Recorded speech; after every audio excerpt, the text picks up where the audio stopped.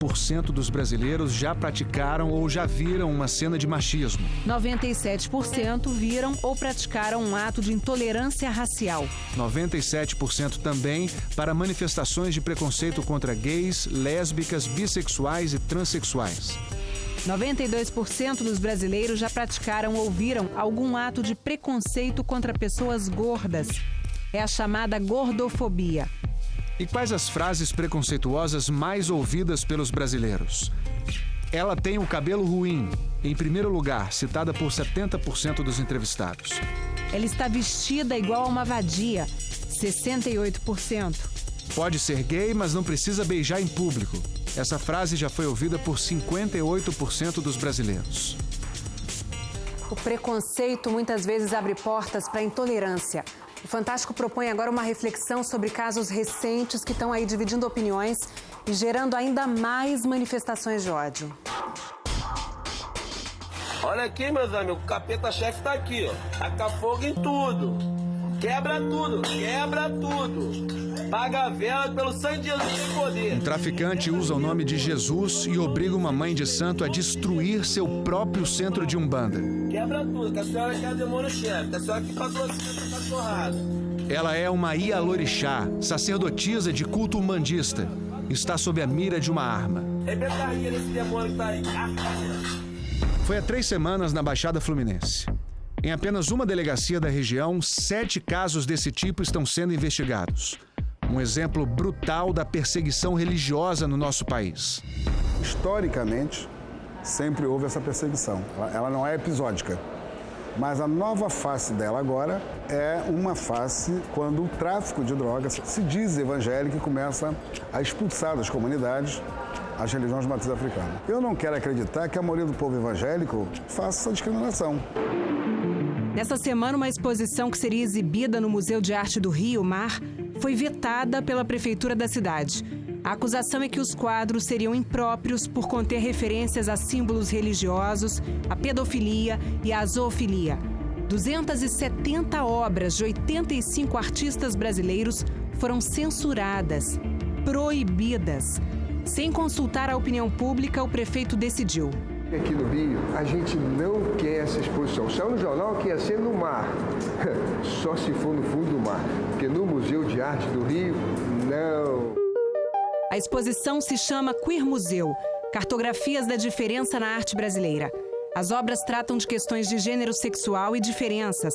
São assinadas por artistas como Cândido Portinari, Lígia Clark, Yuri Firmeza e Adriana Varejão. Eu sou a favor que as exposições tenham sinalização para alertar o público sobre o conteúdo e orientação etária.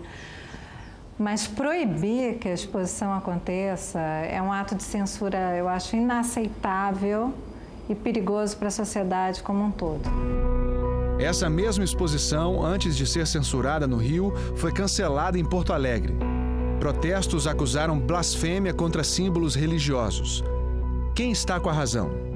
A Constituição, a lei suprema do Brasil, que essa semana completou 29 anos, determina: liberdade de expressão é um direito fundamental na Constituição de 88, como é em quase todas as constituições do mundo.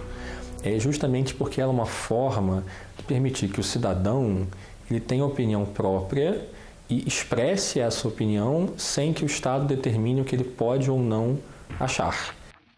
Existe algum limite para a liberdade de expressão? O limite tem que ser aquilo que é vedado objetivamente pela lei. Quer dizer, não é aceitável fazer uma exposição de arte que envolva infligir sofrimento deliberado a um animal, porque isso é vedado pela nossa ordem jurídica, pela nossa Constituição. Não é vedado fazer uma exposição de arte em que uma criança seja vítima de abuso sexual na frente dos outros. Isso é vedado pela nossa Constituição.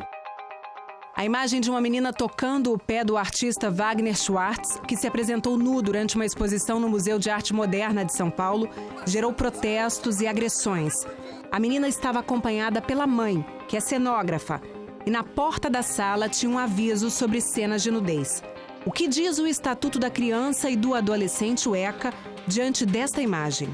O artigo 227 da Constituição diz expressamente que é um direito fundamental da criança o acesso à cultura. Verifica-se que, acompanhado por uma mãe que é do meio artístico e o próprio estabelecimento que recebeu aquela obra estabeleceu parâmetros de restrição e necessidade de acompanhamento, que não há nenhum indício de que houve uma vulnerabilidade à integralidade dos direitos fundamentais da criança e do adolescente. A placa indicativa de uma eventual restrição ou de uma descrição do conceito da obra é uma orientação que o pai vai considerar para iniciar a criança na obra ou não. Essa exposição não fere o ECA. Todo mundo é livre para não apenas não ir, mas não levar os filhos e criticar quem vai e quem leva.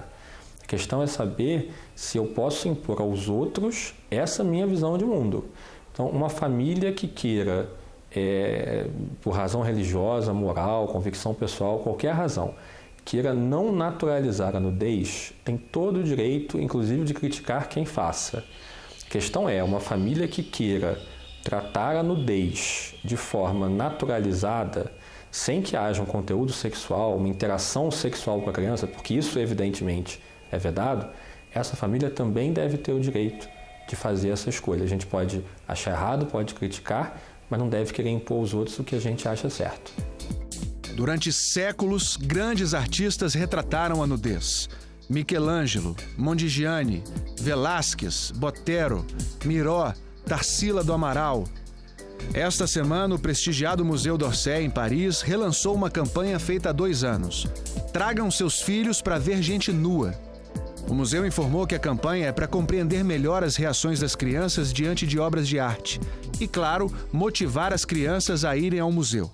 Existe uma diferença aguda entre aquilo que é erótico e aquilo que é artístico, o nu artístico. E quanto ao uso artístico de símbolos religiosos?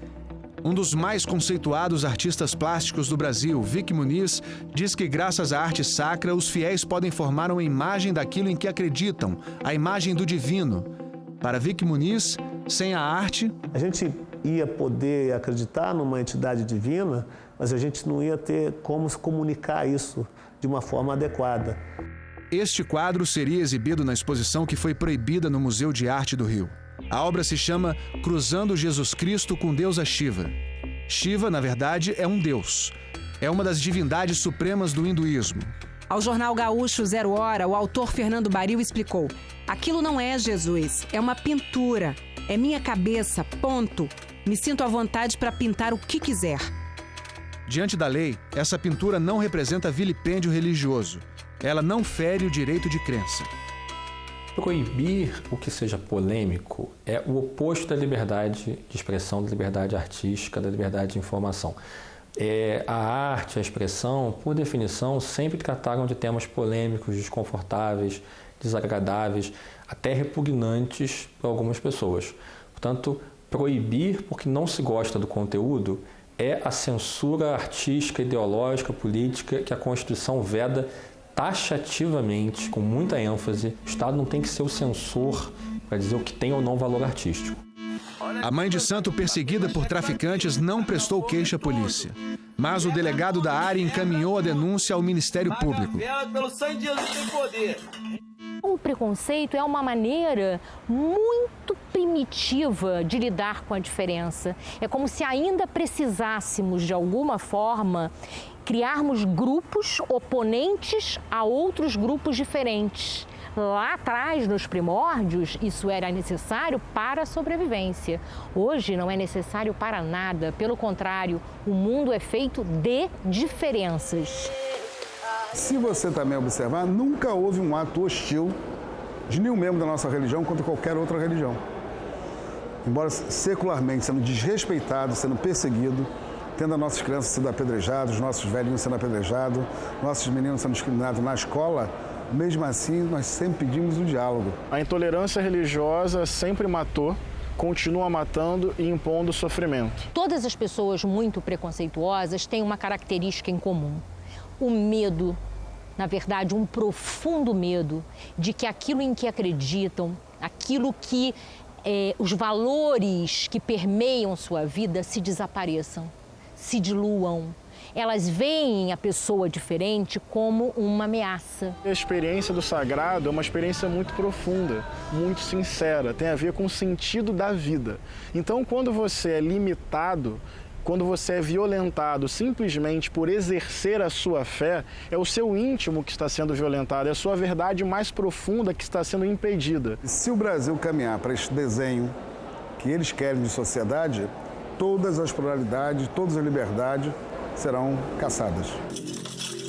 E é só um diálogo que eu tô tendo com vocês. Da próxima vez eu mato. Esta cena filmada na Baixada Fluminense mostra um adepto da Umbanda sendo obrigado por traficantes a destruir as guias, os colares sagrados da religião.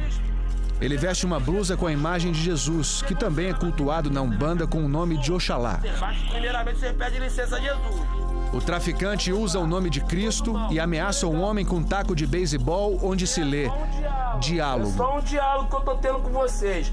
Todos os cristãos, todas as cristãs são discípulos e discípulos de alguém que sofreu com ódio, a intolerância, a tortura e a violência. Portanto, não tem como usar o nome de Jesus para perseguir alguém. Não tem como usar o nome de Jesus para promover o ódio. Jesus foi vítima do ódio. Usar o nome dele para praticar o ódio é um absurdo, é uma grande contradição.